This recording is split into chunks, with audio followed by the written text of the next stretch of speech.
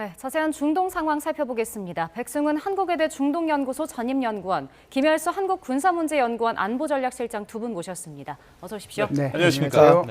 네, 트럼프 대통령이 이란과의 협상 시한을 또 한 번 더 연기를 했습니다. 우리 시각으로 이제 8일, 내일 모레죠. 오전 9시로 연기를 했는데 막판 협상이 진행되고 있는 겁니까? 왜 하루 연기가 됐을까요? 지금 거친 언어로 트럼프 대통령이 표현했던 것처럼 초조한 분노가 다 드러냈듯이 이게 유화적인 유해는 아니고요. 지금 트럼프 대통령이 공언한 시설에 대한 공격은 어떻게 보면 전쟁 범죄 그리고 국제법 위반이 될 수 있는 시설이거든요. 네. 그렇기 때문에 트럼프 대통령 입장에서도 그 시설들을 공격하는 것이 좀 부담이 됐을 겁니다. 그래서 나름 이게 그냥 더 타코는 우리가 늘 봤던 타코랑은 좀 다르게 좀 더 신중함을 기하는 것으로 보이면 될 것 같습니다. 그래서 제가 볼 때는 분명히 트럼프 대통령이 제시한 기한 이후에는 어떤 상징적인 공격이라도 아마 공격은 들어갈 텐데 네. 그럼 왜 이렇게 늦춰졌냐? 최대 압박을 가하면서 그리고 지금 압박을 해서 공격할 시설들이 전력 시설, 지금 예고된 게 전력 시설이나 그런 민간 인프라 시설이지 않습니까? 그런 것들이 어떻게 보면 미국이 받아야 될 그런 여러 가지 부담감이 크기 때문에 나름 진짜 공격을 한다라는 메시지도 주면서 또 나름 이제 그런 것들을 빌드업하는 거죠. 이게 내가 진짜로 공격하려고 했던 게 아니라 이란이 계속해서 기회를 줬음에도 불구하고 하지 않아서 어쩔 수 없이 하는 행보였다라는 것을 하려고 하는 그런 것이라고 보면 될 것 같습니다. 예, 우리 실장님은 어떻게 생각하십니까? 앞서 이제 트럼프 대통령 같은 경우에는 지금 이제 이란과 지금 깊이 있는 협상이 이제 진행 중이다라고 하면서 이제 7일 시한 만료 전에 합의가 이루어질 것이다 이렇게 봤는데 이게 이제 늦춰진 거잖아요. 네. 이유를 뭐라고 보세요? 글쎄요, 그게 지금 하메네이가 폭사한 게 2월 28일이잖아요. 미국이 이제 공습한 날이 2월 28일이니까. 그러면은 이제 이게 이슬람의 법 제도 관습에 의하면은 우리는 이제 조상이 돌아갔으면 49제를 지나잖아요. 네. 그런데 지금 여기는 40제를 이제 아마 지나는 것 같습니다. 그래서 이제 하메네이 같은 경우에 40제 되는 날이 바로 4월 8일입니다. 그래서 제가 언뜻 생각했을 때 그래서요. 이 트럼프 대통령이 굉장히 고려를 많이 했네. 4월 8일 이 40제를 고려해서 이것까지 연기를 시켜줬구나. 그렇게 첫 번째 생각했어요. 그런데 제 생각이 조금 짧았다는 생각은 하긴 해요. 왜 네. 그러냐면 트럼프 대통령이 그 뒤에 한 번도 이 40제를 고려해서 내가 이걸 연기시켜줬다는 말은 없었거든요. 예. 그러니까 이건 제가 잘못 판단한 것 같고요. 이제 나머지 이제 두 개의 그 고리가 있는데 하나는 지금 이제 우리 시간으로 내일 새벽 2시에 군사 관계자들과 함께 기자회견 하도록 돼 있잖아요. 그러니까 기자회견을 하니까 요걸 하루 좀 뒤로 좀 빼줘야 되겠다. 그래서 기자회견하고 바로 하는 것보다 조금 더 여유를 두고 하는 게 좋겠다. 그 생각이 들어서 하지 않았나라고 생각하고요. 네. 또 하나의 고리는 지금 아까 우리 앵커님께서도 말씀을 하셨지만 어찌됐든 파키스탄이 주도가 돼서 어떻게 보면 휴전안이라고 할까요? 그게 지금 이제 이란하고 미국한테 제출된 상태지 않습니까? 구체적인 내용은 나중에 또 얘기할 기회가 있겠습니다만은 그래서 그걸 또 이렇게 보고 아마 그 시간에 이렇게 조금 여유를 두기 위해서 하루를 더 넣어주지 않았는가 이렇게 봅니다. 네. 근데 앞서 미국이 이제 이란에 대한 고강도 공격을 예고를 계속 해오기도 했었잖아요. 만약에 연장한 시간까지도 이란과의 협상이 진전이 없다면 미국이 그럼 어떤 선택을 하게 될까요? 저는 제한적이지만 상징적인 인프라는 이 시설은 때릴 것 같습니다. 그러니까 전력 시설을 때린다는데 모르겠습니다. 마르반드를 진짜로 트럼프 대통령이 전력 시설을 공격한다고 했을 때 가장 큰 전력소부터 먼저 때리겠다라고 얘기해서 그때 당시 나왔던 얘기들이 마르반드 시설을 맞지 않을까. 왜냐하면 그것이 한 3,000메가와트 급의 전력을 생산하고 이란의 전력의 생산의 거의 4%를 담당하고 그게 테헤란에 보통 공급을 하기 때문에 네. 여기를 공격하면 상징성도 있고 테헤란 시민들이 받을 고통까지 다 합쳐서 좀 공격하지 않을까 싶은데 아마 지금 트럼프 대통령이 공언한 대로 석기 시대로 돌려버리겠다. 우리가 동시다발적으로 전력 시설들을 다 때리겠다라고 했는데 그 정도의 공격은 하지는 않을 것 같습니다. 지금 이야기가 나오고 있는 교수님께서도 말씀하셨지만 45일 휴전안 그다음에 이제 종전안까지 가는 그거가 지금 이야기가 되고 있고 그리고 지금 아까 말씀드린 대로 이 전력 시설을 다 뭐 동시다발적으로 때리면 이건 미국 입장에서도 국제법 위반이거든요. 그 어떠한 이유도 막론하고 그런 그 민간인의 타격이 큰 시설들은 때리는 것은 국제법에서 허용하고 있지 않기 때문에 아마 상징적이고 제한적이지만 상징적인 시설을 공격하는 정도가 되지 않을까 저는 그렇게 보고 있습니다. 그러면 이제 만약에 그 상징적인 시설을 공격을 한다면 또 그때 가서 또 뭐 협상하자, 뭐 언제까지 안 하면 또 공격하겠다 이렇게 이제 이어질까요? 한번 그렇게 공격하면 이란도 또 그거와 똑같이 예. 이란은 여태까지 자기네들이 당한 만큼 똑같은 시설을 공격했으니까 그게 한번 있고 나서 또 이야기가 될 수 있는 가능성이 높죠. 그래서 우리가 이렇게 공격했는데 이게 끝이 아니다. 우리가 이렇게 더 순차적으로 올려가겠다라고 하면서 압박을 하지 않을까 저는 그렇게 생각합니다. 네. 근데 이제 미국이 이란 핵심 인프라를 타격을 하게 되면 뭐 그 여파가 미국 본토까지 미칠 수 있다 이렇게 이란 소식통이 보도를 하기도 했더라고요. 그 영향이 뭐 크기 때문인 건가요? 이유가 네. 있을까요? 박 박사님 지금 말씀을 하셨지만 만일에 이제 미국이 선별적으로라도 이 전력 시설들에 대해서 공격을 하면 네. 이란도 절대로 참지 않을 거예요. 그 이제 이란의 입장에서 보면 전방위적으로 이제 미국의 시설에 대해서 또는 이제 걸프 국가의 시설에 대해서 공격을 하겠죠.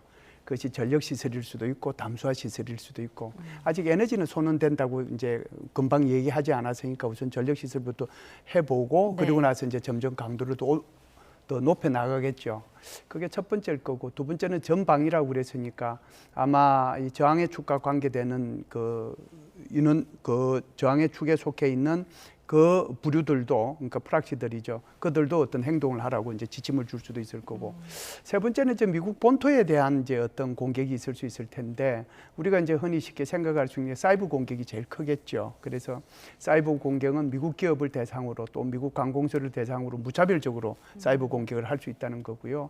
또 하나는 이제 외로운 늑대 형태의 어떤 그 테러 행위를 할 수 있다는 거거든요. 그래서 테러라고 하는 것은 이렇습니다. 이게 꼭 이제 미국의 본토 내에서만 이렇게 테러가 이루어지는 것이 아니고 사실상 미국 기업들이 전 세계에 지금 다 나가 있지 않습니까? 전 세계에 그 나가 있는 기업들을 대상으로 전 세계에 나가 있는 미국인을 대상으로 항상 테러를 할 수 있고 또 납치도 할 수 있는 거거든요. 그래서 이제 이게 서로가 계속해서 점점 이렇게 에스컬레이션이 되면 아마 이란도 이런 방법으로 쓰지 않을까 이런 방법까지 그런 생각은 듭니다. 예, 우리 교수님 이제 아까 뭐 상징적인 뭔가 공격은 있을 것 같다. 만약 이번 협상이 안 되면. 네. 근데 그 공격 외에 혹시 뭐 지금 이제 미군의 병력이 좀 모여들고 있는 상황이니까 지상군이 좀 투입되지는 않을까 이런 분석은 어떨까요? 저는 계속 그 지상군 투입에 대해서는 제한적이거나 아니면 좀 그 가능성이 높지 않다고 늘 말씀을 드렸었는데 네네네. 뭐 지금 특별히 증강 배치된 그 병력이 없거든요. 그래서 저는 아직까지 7,000명, 8,000명 되는 그 병력을 가지고서는 미국이 유의미한 군사작전, 지상군 작전을 할 수 있는 것은 가능성이 낮아서 하게 된다면 호르무즈 항행을 조금 이렇게 뚫어낼 수 있는 그 호르무즈 항행을 이제 열어라라고 하는 압박을 할 수 있는 군사작전을 할 수 있어도 어떻게 보면 본토에 대한 이런 지상군 작전이 쉽지 않을 것입니다. 요번에 그 공군 그 조종사 구출 사건에서만 봐도 트럼프 대통령이 느끼거든요. 이 미군 한 명의 생명이 정말 그 전황을 다 바꿀 수도 있다라는 그거를 알기 때문에 지상군 파견을 하게 되면 이란은 어떻게 하면 이 지상군 한 명이라도 생포하려고 노력을 할 거거든요. 네. 그리고 어떻게 해서든 그 사상자가 나게 할 텐데 그렇게 되면 지금 그 국내 여론이 좋지 않은 트럼프 대통령 입장에서는 자기가 감당해야 될 위험이 너무 커지기 때문에 지상군 파견은 제한적일 수밖에 없고 제한적이더라도 호르무즈 항행을 이렇게 좀 뚫어내는 그런 작전이 되지 않을까 저는 그렇게 보고 있습니다. 네. 그리고 이제 트럼프 대통령이 SNS에 글을 올렸습니다. 근데 호르무즈협 개방에 대해서 글을 쓰면서 이제 비속어를 썼는데 혹시 보셨습니까? 어떻게 보셨나요? 그 이제 뭐 땡땡으로 많이 나오니까 그 이제 이게 대통령이라는 분도 좀 이성을 잃게 되면 이렇게 감정적으로 대응하는구나. 그래서 우리는 뭐 우리가 알고 있던 미국이 아니고 전혀 새로운 미국을 보고 있고 또 새로운 미국이라기보다는 여태껏 우리가 한 번도 접해보지 못했던 새로운 대통령을 보고 있다. 뭐 그런 차원에서 그냥 이것을 이제 이해를 하는 거고요. 두 번째는 이 표현대로 보면 뭔가 자기가 원하는 대로 안 되고 있다는 거예요. 그래서 이란이 굽혀서 들어온다는 어떤 징조도 안 보이고 그렇다고 해서 협상에 나가겠다고 떳떳하게 그러니까 공식적으로 얘기하는 것도 아니고 네. 뭐가 되는 것도 없고 안 되는 것도 없으니까 이제 비속어 막 써가지고 빨리 이제 해라라고 이제 얘기하는 거죠. 그러니까 어떻게 보면은 트럼프 대통령의 조급함, 답답함 뭐 이런 것들이 불안 요인으로 작용을 해서 이렇게 SNS에 좀 덜 좋은 표현으로 나오지 않았는가라고 생각합니다. 예. 뭐 그런가 하면 이제 미국과 이란 양측이 지금 이제 45일간 휴전 방안도 논의 중인 것으로 알려졌는데, 그러니까 휴전을 먼저 하고 종전을 하는 그 2단계 중재안을 수령한 걸로 지금 전해지고 있거든요. 이거 결과가 어떻게 될까요?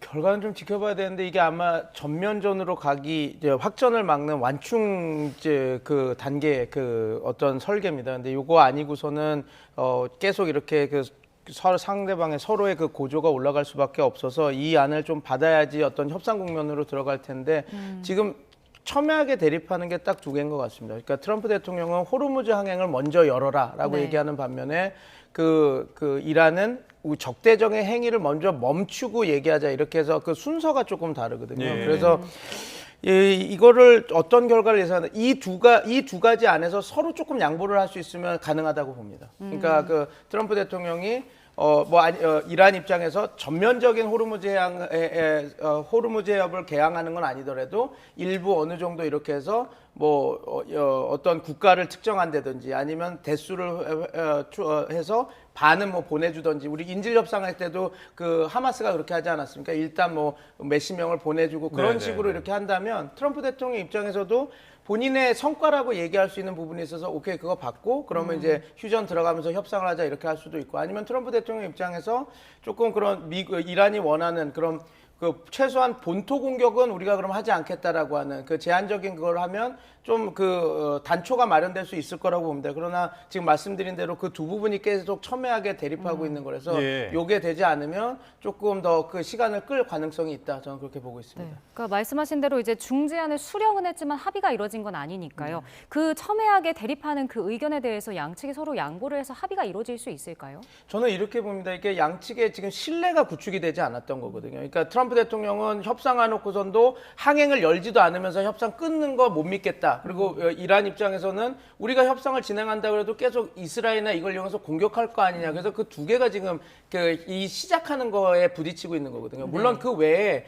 지금 첨예하게 대립하는 게 많습니다. 근데 저는 이렇게 보거든요. 여태까지 중동에서 벌어진 전쟁을 보면 네. 협상이 시작되면 조금 단초가 마련됩니다. 왜냐하면 협상이 계속 밀리면서 이제 좀 나름 출구 전략을 마련할 수 있거든요. 그래서 지금은 물론 이제 서로 양측의 의견이 너무 다르지만 지금 가장 이 협상을 킥오프하는데 가장 문제가 되는 건 지금 말씀드렸던 딱 그 부분이거든요. 그래서 이런 부분에서 서로 조금씩만 양보를 한다면 이게 어느 정도 그 협상이 가능할 것 같은데 과연 그렇게 양측이 서로 양보를 할지 왜냐하면 이게 신뢰 구축에도 문제가 있는 거거든요. 예. 그래서 요거들만 조금 다 된다고 한다면 충분히 협상은 진행될 수 있다. 저는 그렇게 보고 있습니다. 로이터 통신에 의하면은 이란이 휴전의 대가로 호르무즈 해협 개방을 하지 않겠다 이런 입장을 밝혔다고 하는데 만약에 이게 이제 진짜라고 한다면은 이란 입장에서는 호르무즈 해협 개방을 정말 뭐랄까요 최후의 카드로 좀 여기고 있다 이렇게 볼 수 있겠죠. 저도 그렇게 생각을 합니다. 이란 입장에서 보면은 호르무즈 해협 자체가 협상의 중요한 카드거든요. 사실상 호르무즈 해협 봉쇄가 이 정도로 이란한테 큰 효과를, 그러니까 이란한테 유리한 효과를 가져올 줄도 아마 이란도 몰랐을 겁니다. 그래서 굉장히 놀라운 측면이 있겠지요. 그래서 제가 볼 때는 이제 휴전하고 종전하고의 차이인데요. 휴전은 파이어를 시스하는 거잖아요. 시스 파이어. 그러니까 지금 화력이 오고 가고 하는 것을 중지하는 거거든요. 그게 휴전이라고 그러는 거고 일단 휴전을 하고 나면은 그다음에 종전을 해야 되는데 종전 협정이라고 얘기하지 않고 통상 우리는 이것을 평화 협정이라고 얘기를 합니다. 그러면은 평화로 가기 위한 세부 내용, 그 협상을 통해 가지고 세부 내용을 서로 합의하는 거거든요. 그래서 그 합의할 때 호르무즈 해협 문제도 같이 논의하겠다. 그것이 지금 이란의 입장이죠. 현재로 봐서는 자기가 가지고 있는 가장 큰 카드 중에 하나인데 이거 던져버리면 돌아올 게 없잖아요. 그렇기 때문에 로이터 통신의 이 분석은 맞고 또 사실일 거라고 생각을 합니다. 근데 이제 만약에 그렇게 개방을 끝까지 안 하겠다라고 하면은 네. 미국에서도 가만히 있지는 않을 거고 네. 계속해서 이제 공격을 할 거고 시설도 파괴할 텐데 모든 것들을 감당을 하면서 감내를 해야 되는데 그렇게까지 할 수 있을까요? 일단은 이제 휴전의 조건은 아무것도 없어야 되는 거죠. 휴전의 조건은 말 그대로 파이어만, 그러니까 서로 오고 가는 것만 일단 서로 공격하지 말자. 이게 이제 휴전이잖아요. 그것만 일단 되고 나면은 그 다음에는 이제 협상을 통해 가지고 종전으로 가는 거거든요.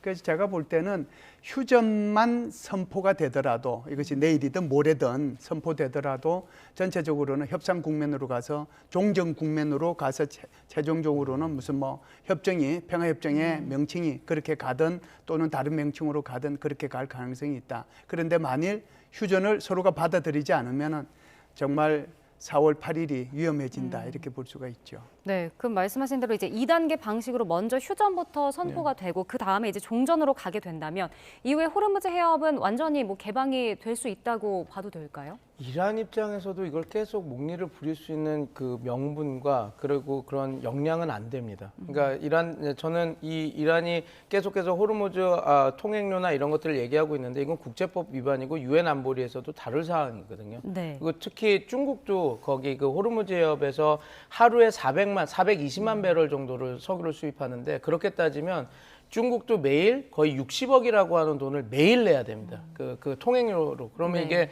1년으로 따지면 1조 몇천억이 넘는 거거든요. 그 중국도 그거를 받아들이지는 않을 겁니다. 그러면 결국은 이란이 만약에 통행료를 받는 것들을 하게 되면 국제사회에서의 왕따가 될 것이거든요. 그리고 유엔 안보리에서도 통과가 되지 않을 것이고 그렇게 되면 이란 입장에서는 미국과의 전쟁을 끝내고 나서 정말 다국적 국가들과 전쟁까지는 아니지만 외교 경제적으로도 이제 계속 다툼이 있어야 될 건데 네. 지금 그건 쉽지 않을 것이라고 보입니다. 근데 왜 지금 이란이 그 호르무즈 항행에 대해서 붙잡고 있나? 저는 이게 여기서 통행료든 이걸 유인으로 자기네들이 경제적 보상을 받지 못한다면 이게 어떻게 보면 이란은 이번 전투에서 승리할지 모르지만 저 전쟁에서도 지는 효과가 나오거든요. 이게 제가 어디서도 그런 얘기를 했는데 안시성 싸움이라고 비슷하고 보면 될 것 같습니다. 우리가 당태종이 안시성을 쳐들어왔을 때 고구려가 아주 성공적으로 막아내지 않았습니까? 근데 그 다음에 어떻게 됐죠? 고구려가 멸망했습니다. 왜냐하면 그 전쟁 이후에 여러 가지. 그래서 똑같은 상황입니다. 그러니까 이란도 이번 전투에서는 버틸 수 있는데 이 호르무즈 항행을 바탕으로 하는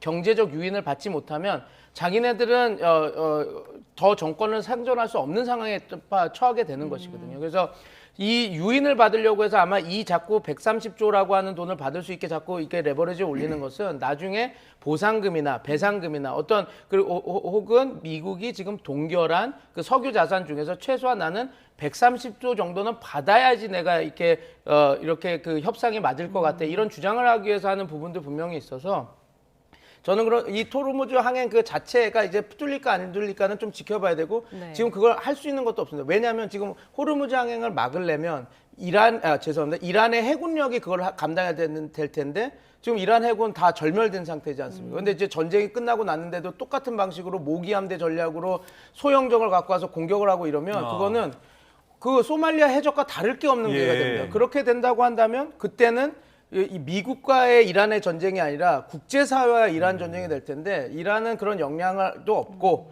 그리고 국제법으로도 그렇게 되지 않아서 호르무즈 항행을 갖고 저렇게 통행료를 받겠다고 땡깡을 부리는 것이 먹힐 거라고 저는 생각은 하지는 않습니다. 그래서 지금은 전시 국면이라서 조금 지금 이제 자기네들의 협상력을 높이고 그 배상금을 조금 극대화로 받을 수 있는 하나의 그런 그 단초로 사용하고 있다는 점도 좀 봐야지 네. 향후에 어떻게 진행될지 조금 더 이해를 좀 하실 수 있을 거라고 저는 생각합니다. 예. 자, 이번에는 그 구조된 미군 장교 이야기 한번 해보겠습니다. 네. 36시간 만에 이제 미군에 의해서 구조가 됐는데 미군의 그 전설적인 생존 훈련 시어라고 하더라고요. 네네. 이 훈련이 지금 주목받고 있는데 어떤 훈련입니까? 이게 이제 시어가 약자입니다. S는 뭐 서바이벌 생존한다는 거고, E는 이베이전 이제 탈출한다는 거고, 그다음에 이제 그 R은 리지스턴스 저항한다는 거고, 그다음에 에스케이프 퇴출한다는 얘기거든요. 그래서 이제 만일 추락을 하게 되면 격추가 되면은 그때부터는 이제 혼자서 구조될 때까지 살아야 되니까 그 살아야 될 때 어떻게 내가 생존할 것이면 어떻게 안전한 지역으로 이동을 하고 그리고 어떻게 접선을 할 것이며 그리고 이제 저기할 때 어떻게 저항을 할 것이고 그리고 최종적으로는 접선 지점에서 어떻게 만날 것이고 이걸 이제 훈련하는 거거든요. 우리 한국 공군도 합니다. 항상. 네. 훈련 내용이 뭐 다를 거 아니겠습니까? 같습니까 어느 정도? 미국하고 한국하고 똑같죠. 그것은요. 우리도 이제 미국 거 그대로 받아서 하는 거니까요. 그래서 이번에 이제 이런 그 미군의 구조 작전을 보면서 제가 뭐 미국을 이렇게 일부러 의도적으로 이렇게 뭐 굉장히 존경스럽게 얘기하려고 하는 그런 뜻이 아니고요. 굉장히 그 미군이 그 베네수엘라에서 마두로 축출하는 그 작전 그리고 이번에 그 구출 작전 이걸 보면서 과연 이렇게 할 수 있는 군대가 전 세계에서 몇 개나 될까? 제가 볼 때는 거의 유일한 나라의 군대가 미군이 아니겠는가 이런 생각을 하거든요. 그러니까 뭐 시청하시는 분들 오해하지 마시기를 바라고요. 미국의 입장에서 보면 1993년도에 보스니아 헤르체고비나 전쟁이 났을 때 그때 F-16 전투기 조종사가 한 명 떨어졌어요. 그래서 그 사람은 6일 만에 구조가 됐습니다. 네. 그래서 거기에 뭐 개미도 잡아먹었다고 그러더라고요. 그래서 완전히 전쟁 영웅이 됐어요. 아마 이 사람도 아마 전쟁 영웅이 될 겁니다. 이 사람도. 예. 그래서 33년 만에 제대로 된 구출 작전이 된 거거든요. 그래서 아마 트럼프 대통령이 한국 시간으로 내일 새벽 2시에 이렇게 발표할 때 기자회견 하는 것도 군 관계자들을 모은 이유가 바로 이 부분과 관련돼서 얘기를 좀 하기 위해서 그렇게 군 관계자들과 같이 기자회견을 하는 게 아닌가 이런 생각을 합니다. 네, 그러니까 결국은 미국이 어쨌든 간에 조종사 구조 작전에 성공은 했고 근데 사실 이란도 이 조종사 생포를 위해서 현상금을 내걸었을 정도였잖아요. 양측이 중요하게 좀 바라보고 있었는데 그럼 트럼프 대통령 입장에서는 좀 자신감을 얻었다라고 봐야 될까요? 자신감 얻었다보다는 안도의 한숨을 쉬겠죠. 이것까지 이제 만약에 납포가 됐다면 어떻게 보면 F-15하고 A-10 폭격기가 떨어진 거에도 더 나아가서 그 자기 조종사들까지 위험에 처하게 만든 지도자가 됐을 테니까요. 그렇지만 그거를 아주 성공적으로 반등한 건 사실입니다. 왜냐하면 내가 끝까지 그 미국을 위해서 싸운 우리 그 군인들을 내가 지켜냈다라고 해서 그런 반등 요소는 있지만 이게 어떤 엄청난 그런 성과로서 이렇게 되기보다는 어떻게 보면 정말 큰일 날 뻔했다가 다시 조금 회복했다 그 정도가 맞을 것 같습니다. 예. 근데 반대로 이제 이란 쪽의 반응을 보면은 이 그 조종사를 구출하려던 미군의 작전이 있지 않겠습니까? 근데 그 작전을 좀 저지했다 이렇게 언급을 하더라고요. 이거는 왜 그런 거예요? 이제 이란의 입장에서는 이건 대내용이라고 봐야 되겠죠. 그래서 자기네들은 전투기도 격추를 했고 거기 왔던 C-130 허큘리스도 격추했고 헬기도 격추했고 이런 식으로 이제 전과를 부풀리는 거죠. 근데 실제로 이제 이게 객관적으로 나온 것들을 종합해 보면 전투기 2대가 격추된 건 맞아요. 그런데 사실상 거기에 나와 있는 C-130 허큘리스도 자기가 격추했다는데 그 격추된 장면을 유심히 보면 격추됐을 때는 파편이 온통 떨어져 있잖아요. 그런데 이번에 그 C-130 그거 저기 폭파한 거 보면은 형체가 그대로 남아 있지 않습니까? 형체가 그대로 남아 있다는 것은 이 격추된 게 아니에요. 그러니까 미국이 이것이 이제 이란으로 넘어가게 되면 거기에 대한 중요한 정보가 이렇게 다 넘어가게 되니까 일부러 그거를 폭발을 시킨 거거든요. 그래서 이란이 이렇게 한 것은 순전히 자기의 그 군인들 이게 이제 사기를 올리고 그리고 이제 이란 국민들한테도 우리가 드디어 미군의 이런 전투기들도 격추하고 또 헬기들도 이렇게 큰 피해를 입혔다. 이것을 이제 일부러 선전하기 위해서 그런 말을 한 거죠. 네. 전혀 사실과 다릅니다. 그럼 결국은 이란 입장에서도 이렇게 주장을 하고 있고 그럼 미국과 이란이 서로 승리를 주장할 명분이 좀 생겼지 않나 싶거든요. 이렇게 되면서 확전이 될 가능성은 없는 걸까요?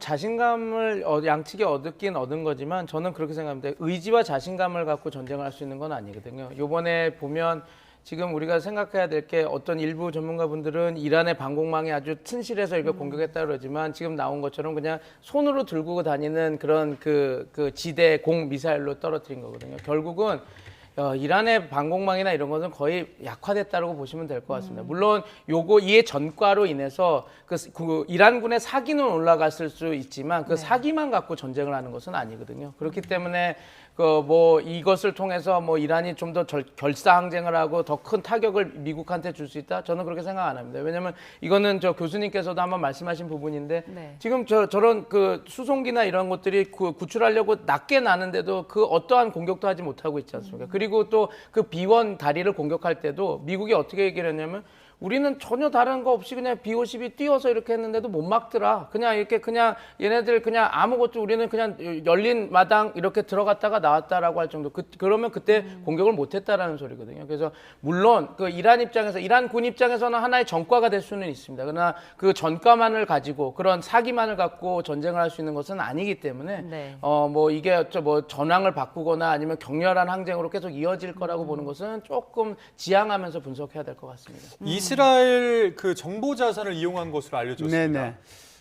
이제 어쨌든 뭐 트럼프 대통령이 양국 관계를 큰 형과 작은 형 뭐 이렇게 비유하기도 했는데 이게 이제 좀 예상을 해보건데 어떤 정보 자산을 어떻게 도움을 받았을까요? 이번에 이제 이스라엘이 기여한 것은 이번 작전에서 두 가지를 했습니다. 하나는요, 지금 말씀하신 것처럼 정보 자산이거든요. 네. 그러니까 모사드를 통해 가지고 이란 내에 심어놓은 그 첩자들이 많이 있어요. 그러니까 우리는 그걸 휴먼트라고 그러는데요. 그 휴먼트를 통해 가지고 지금 여기 떨어진 장소가 대충 어디인지, 그리고 이란의 민병대 요원들과 혁명수비대 요원들이 어떻게 움직이고 있는지 이걸 알려줬다는 거예요.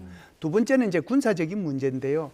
여기에 지금 이제 공군 조종사가 떨어져 있다고 합시다. 네. 그러면은 이쪽으로 헬기들이 날고 이걸 이제 구해야 되니까 헬기들이 날고 여기에 민병대들이 올라가면은 전투기가 이제 공격을 해가지고 민병대가 여기 떨어진 공군 조종사한테 접근을 못하도록 해야 될 거 아니에요. 그러면은 모두 그쪽으로 가면 저기에 떨어졌구나라고 모두가 알 수 있잖아요. 네. 그런데 이스라엘이 뭘 해주냐면 여기 반대쪽에 여기다가 이제 해주는 거예요.